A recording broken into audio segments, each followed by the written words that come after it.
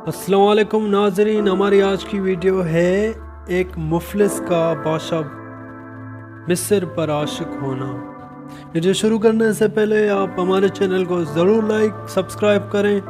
आए चलते हैं वीडियो की तरफ। मिस्र में एक बड़ा नामवर बादशाह था। एक मुफलिस आदमी उस पर आशिक ज़ार हो गया। जब बादशाह को उसके इश्क का पता चला तो उसने अपने गुमराह आशिक को तलब किया और उसे कहा, अब जो तू बादशाह पर आशिक हो गया है तो उन दो कामों में से एक को पसंद कर लो, या तो इस शहर से निकल जाओ या फिर मुझ पर आशिक होने के जुर्म में अपना सर कलम करवाने के लिए तैयार हो जाओ।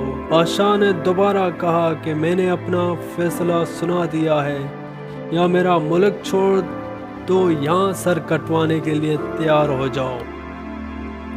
चूँकि वो पुख्ता कार आशिक ना था बल्कि कच्चा आशिक था, इसलिए उसने शहर मुमलिकत से निकलकर जाने को पसंद किया। जब उस कच्चे आशिक ने जलावत होने का प्रोग्राम बनाया तो बादशाह ने कहा कि उसका सर कलम कर दिया जाए। बादशाह के एक मुलाजिम खास ने बादशाह से कहा कि बेचारा बेगुनाह है, उसका सर कलम करने का हुक्म आपने क्यों सादिर फरमाया? बादशाह ने कहा, वो मेरा सच्चा पक्का आशिक नहीं था, मेरे साथ उसके इश्क का दावा दुरुस्त नहीं था। अगर वो मेरा सच्चा और पक्का आशिक होता तो सर कलम किए जाने को पसंद करता। जो आशिक अपने सर को अपने महबूब से बेहतर समझता है तो ऐसे शख्स के लिए इश्क करना जुर्म है और उसे उसकी सज़ा मिलनी चाहिए। अगर वो अपना सर काटने का मुझे इशारा देता तो मैं उसे अपनी हुकूमत दे देता।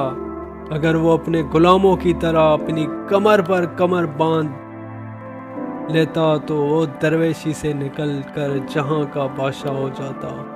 लेकिन चूंकि वो इश्क में सिर्फ ज़बानी दावा रखता था, इसलिए उसका सर काट देना ही उसका इलाज है। जो शख्स इश्क में अपने सर के कट जाने से डरता है वो सिर्फ आशिकी का ज़बानी कलामी दावा रखता है। दरअसल वो मुजरम और गुनहगार है। मैंने इसलिए उसके सर को कलम करने का हुक्म दिया ताकि वो हमारा आशिक बनने के लाफजनी ना करे, झूठ ना बोले। इसी तरह हमारी वीडियो इख्तिताम पर पहुंची। उम्मीद है आपको पसंद आई होगी। आपसे गुजारिश करते हैं हमारे चैनल को लाइक करें, सब्सक्राइब करें। अगर कोई राय हो तो कमेंट कर दें और बेल आइकन के बटन को भी ज़रूर दबाएं ताकि हर आने वाली वीडियो आप तक बआसानी पहुंच सके। अल्लाह आपका हामी व नासिर, फ़ी अमान अल्लाह।